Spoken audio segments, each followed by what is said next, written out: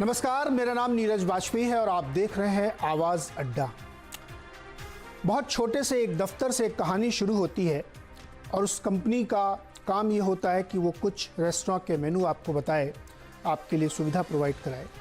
और उस कमरे से शुरू हुई कहानी इतनी बड़ी हो जाती है कि आज वो हिंदुस्तान की टॉप 50 कंपनीज़ में शामिल है मार्केट कैप के लिहाज से। 1 लाख करोड़ का मार्केट कैप, सिर्फ 12 साल की कहानी है। ये कहानी हिंदुस्तान के स्टार्टअप की है जिसने अपने को साबित करके दिखाया है।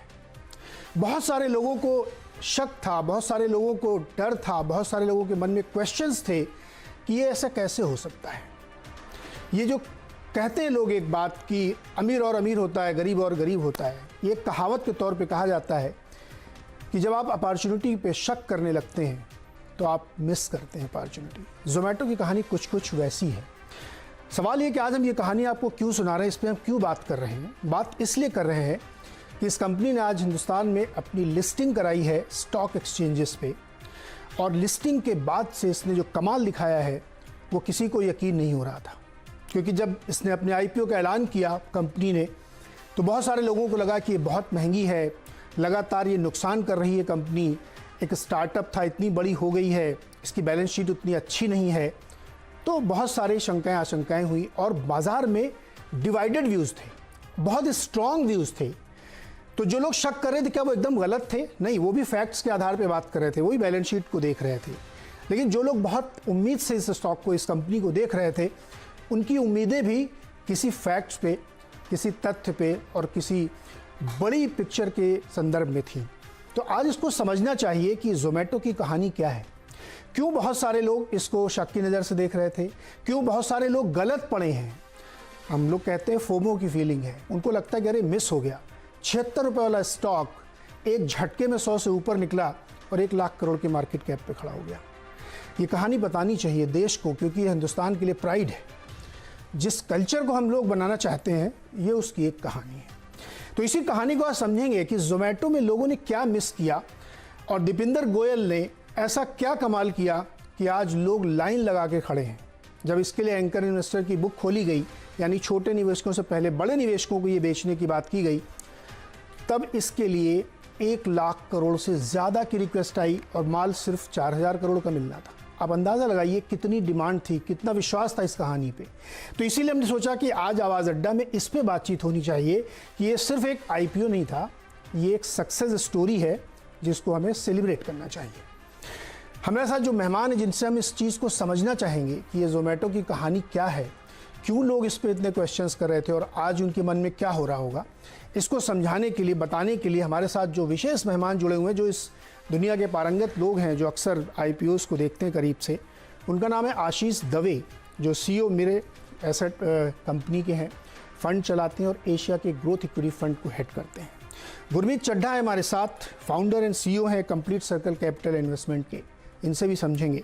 करण तोरानी हमारे पास सीनियर वाइस प्रेसिडेंट हैं, एलारा सिक्योरिटीज़ के फंड चलाते हैं ये भी। मोहित निगम साहब हमारे साथ हैं, ये पीएमएस चलाते हैं, हेम सिक्योरिटीज़ के पीएमएस के हेड हैं। आप सबका बहुत बहुत स्वागत है और इस शानदार सफलता के लिए आप लोगों को बधाई भी। आशीष जी, मैं पहले सवाल एकदम बेसिक, बहुत गंभीर चर्चा हम करेंगे लेकिन बहुत कैजुअल वे में करेंगे जिससे लोग समझ सकें इसको। ये जो पूरी जोमेटो की कहानी हुई है, इसको आप कैसे देखते हैं? लोगों ने क्या मिस किया और जिन लोगों ने इसको, इस आइडिया को बाई किया, उन्होंने क्या बाई किया? जोमेटो की स्टोरी इंपॉर्टेंट इस कारण है कि सबसे महत्वपूर्ण पीस जो था एक आईपीओ का, कि इंडिया में बड़े आईपीओ हो सकते हैं या नहीं, वो उस प्रश्न के ऊपर आज उसका जवाब मिल गया है कि यहाँ पे बड़े आईपीओ हो सकते हैं। हमने देखा था कि फ्लिपकार्ट और वॉलमार्ट का बड़ा मर्जर हुआ, उसके बाद लोग कहते थे कि वो तो एक ही है, उसके आगे क्या, इतना पैसा जा रहा है तो आईपीओ होगे कि नहीं होगे। तो आज ये एक पड़ाव ऐसा है कि हाँ, हम कह सकते हैं कि इंडिया में काफी बड़े आईपीओ हो सकते हैं। इस जितनी बड़ी कंपनी है वो इंडियन एक्सचेंजेस पे लिस्ट हो सकती है। इंडियन निवेशकों जो है वो उनको एक इस जर्नी का हिस्सेदार बन सकते हैं, इन्वेस्टर बन सकते हैं इसमें। वो एक माइलस्टोन रहा है इस इवेंट का। हम नहीं कहेंगे, यूजुअली इसको कहा जाता है कि ये एक एग्जिट इवेंट है। ये एग्जिट इवेंट नहीं है, ये एक माइलस्टोन है। इसके आगे भी वैल्यू क्रिएशन होगी, शेयर होल्डर्स की वैल्यू क्रिएट होगी, इंस्टीट्यूशनल इन्वेस्टर्स की या एम्प्लॉयज की जो स्टॉक ऑप्शंस होल्ड कर रहे हैं उनकी।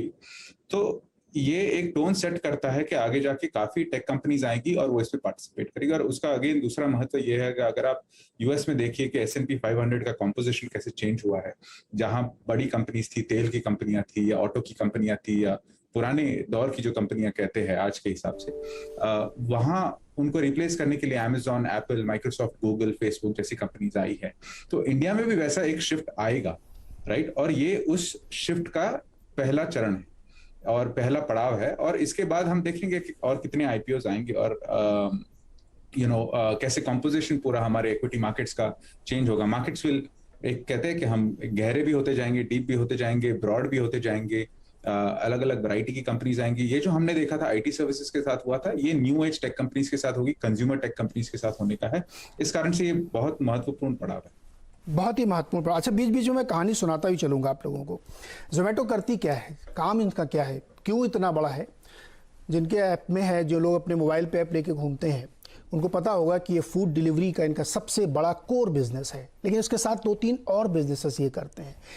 रेस्टोरेंट आइडेंटिफिकेशन के साथ साथ क्लाउड किचन का बिजनेस भी है और एक हाइपर प्योर है, यानी जो बहुत बड़े बड़े रेस्टोरेंट हैं या इस तरीके के होटल्स हैं, उनको ये माल सप्लाई करते हैं, जिसमें बहुत पोटेंशियल है। किटोपी चाइना की एक बहुत बड़ी क्लाउड किचन कंपनी है।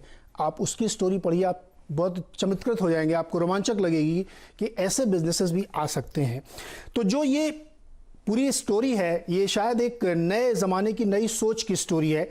जो हमने शुरू में कहा था कि वैल्यूएशंस को लेकर के, बुक्स को लेकर के लोगों के मन में बड़ा डर था। मुझे लगता है शायद आप लोग मुझे समझाएंगे, हमारे दर्शकों को, कि देखने का नज़रिया बदलिए। अमेजॉन भी वर्षों तक लॉस मेकिंग कंपनी थी, गूगल भी कई सालों तक लॉस मेकिंग कंपनी थी और आज $2 ट्रिलियन के मार्केट कैप को लेके खड़े हैं। गुरमीत, इस तरीके की स्टोरीज जब हिंदुस्तान में आती हैं तो हम लोग कई बार खुद भी यकीन नहीं करते। हमें लगता है, मतलब बाई नेचर हमको शक हो ही जाता, अरे ये कैसे हो सकता है, मतलब यकीन की कमी होती है, क्योंकि एक नया आइडिया सेल किया जा रहा था। इवन हमने आवाज़ चैनल पे भी हमने